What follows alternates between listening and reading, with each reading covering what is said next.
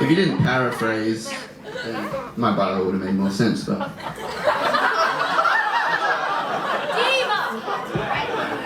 I thought I'd lift the brows a bit and talk about sex. Specifically, how I was famous for my virginity. Let's take it back to 2007. It was a fairly unremarkable year for many, but for those of you who are my age, turning 25 this year, there are a few remarks that you can make about it for the sake of the story. Now, I think the three songs that were playing on the radio at that time were Hey There Delilah by the Plain White T's, Apologise by One Republic, and Are You With Me by the Potbellies.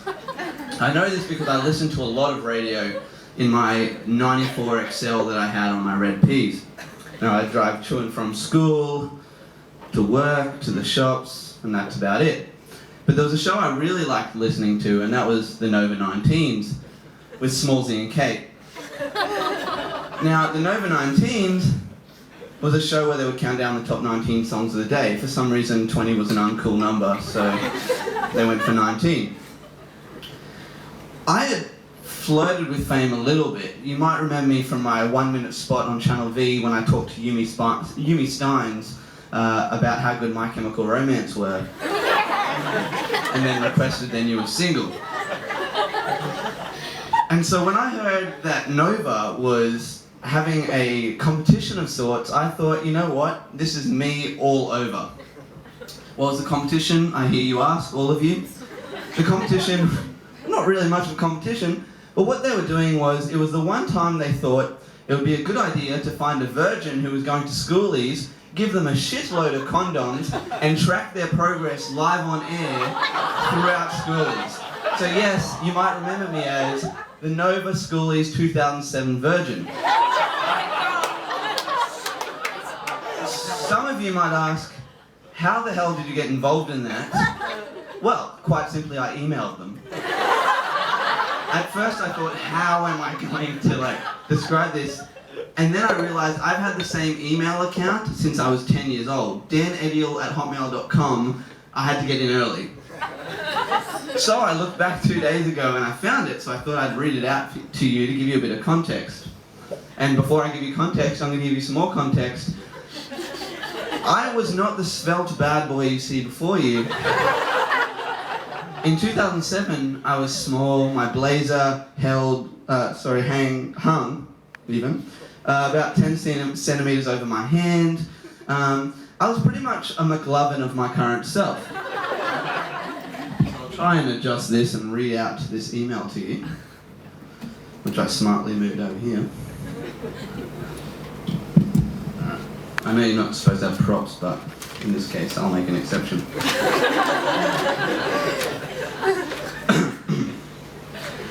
Hey Smallsy, I just forgot about Kate. Hey Smallsy, just dropping a line about this comp. I am a virgin! That was an exclamation mark when I yelled, that's why. That's a good start. I think I'd be the best at losing my membership card to the V Club, because boy, do I want it gone. God damn it. I'm a school captain, and what a way to finish my schooling off than by going out with a bang. You can see why I ended up in creative writing. I am 17 and am 165 centimeters, which is not very tall, so that's a bit of a hindrance, but I can work past that. Obviously, I was very confident. What I like about that is I wasn't even 165, so I didn't lie to make myself taller, I lied to make myself shorter than the average. I'm ready and very willing, but of course it's got to be the right girl. Sweet. Here's the not so sweet part. And at schoolies, I'm sure there's at least 1,000 of them.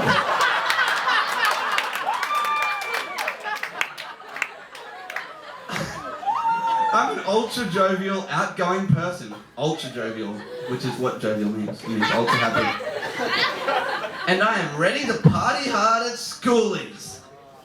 I believe that I'd be the best virgin for the job. And obviously I was the only person who wrote in. They were crossing their fingers hoping this worked. I'll be listening all week and I'll try to call in, but it's mostly busy, so my number is blank. Call me and help me lose my virginity. Needless to say, I won. And they were probably thanking the gods for dropping me in their lap. So I found myself driving in to the Nova Studios over at Tenerife on Commercial Road, listening to Nova 19s. And I came in and, I was nervous because one, I really didn't have anything planned for schoolies. I hadn't planned on going at all. But blinded by the lights of fame, I thought, hell yeah, I'm going to schoolies. Obviously, I get on air and I'm still a bit worried. I'm like, hey, you know what, I am somewhat of a confident child, but maybe blaring the fact that you're a big fat V over the radio, probably not the best thing.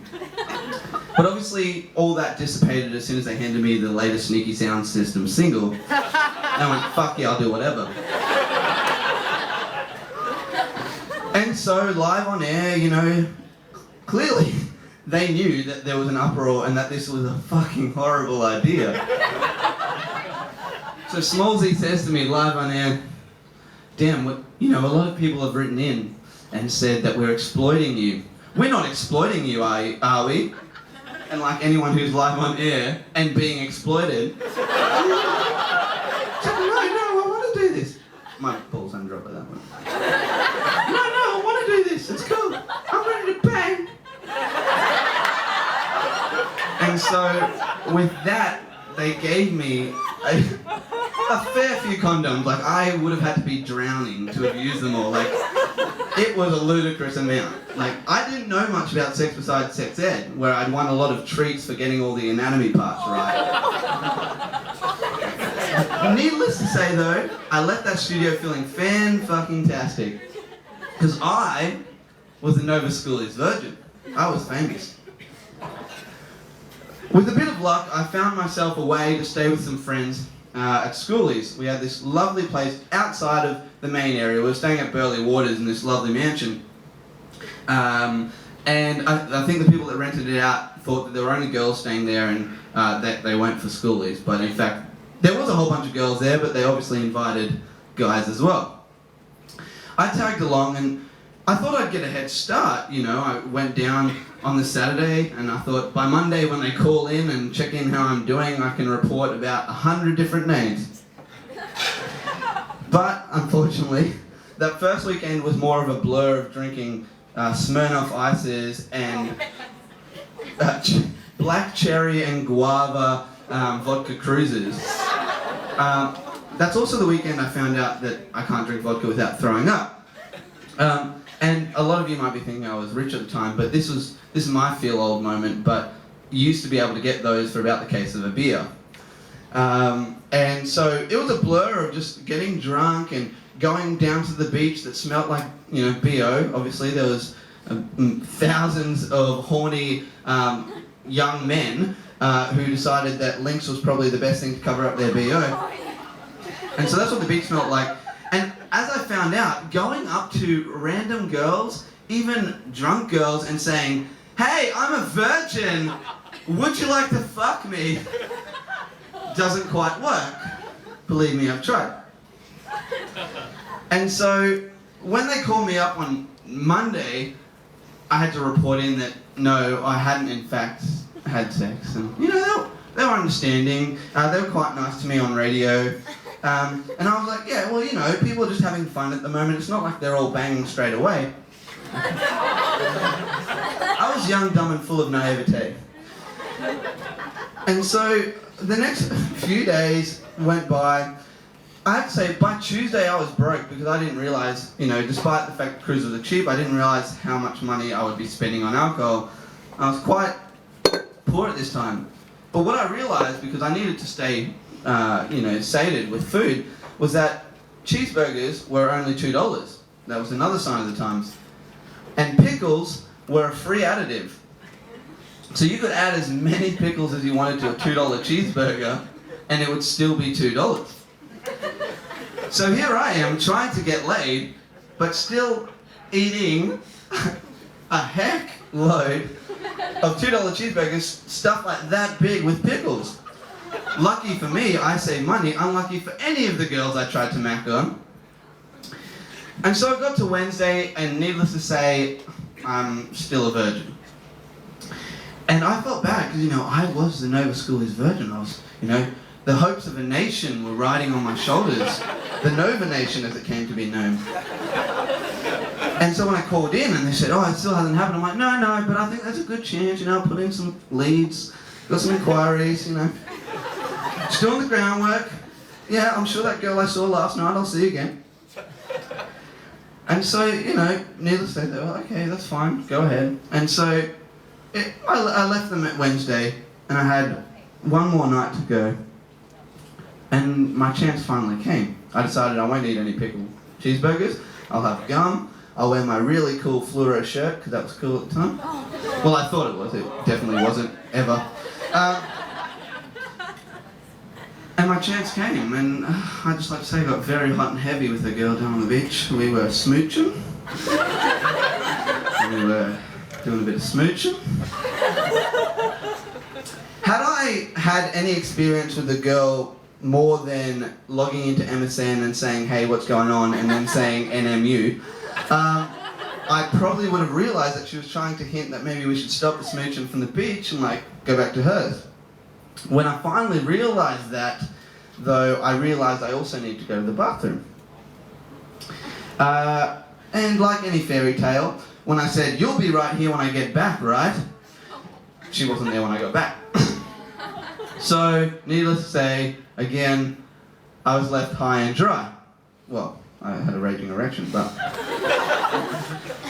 So, when they called me up on the last night, I had to say, unfortunately, that I was as big a failure as the project itself was. Because it was a horrible, horrible idea. Looking back, I never would have done it. That's really bad. Sex means a lot more than that. But when you're blinded by lights and you're a hormonal teenager and everyone around you has done it, you go, well, whatever, I might as well broadcast this to the nation.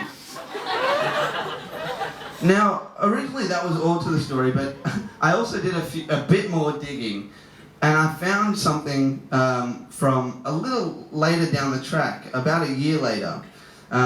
By this time, I had indeed lost my virginity, so good me. Now, they had promised me a prize, just for doing it. They didn't stipulate the terms, but I never got anything but about 120 condoms. So for some reason, I was still fairly naive in my first year of university. I've become hardened and cruel and mean, but I wrote to him about a year later, to Smallsy. Obviously we had a relationship, he talked to me on radio, so. I've never received a reply, so I'm still waiting.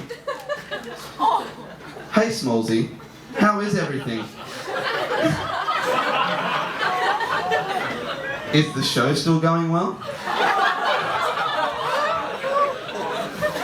I'm over in Israel at the moment, so I can't listen. Just wanting to say that my time on the houseboat last week was pretty mad fun too, and that schoolies last year was a blast. Like he would remember. Oh, okay. Apparently my modern history teacher, head of department for SOS too, he cares about the welfare of a guy I had in high school. Had a group of year 7s come in for orientation, and when he asked if there was any questions, one of them shot up their hand and said, was your school captain really the Nova 19's virgin? And he replied, not anymore.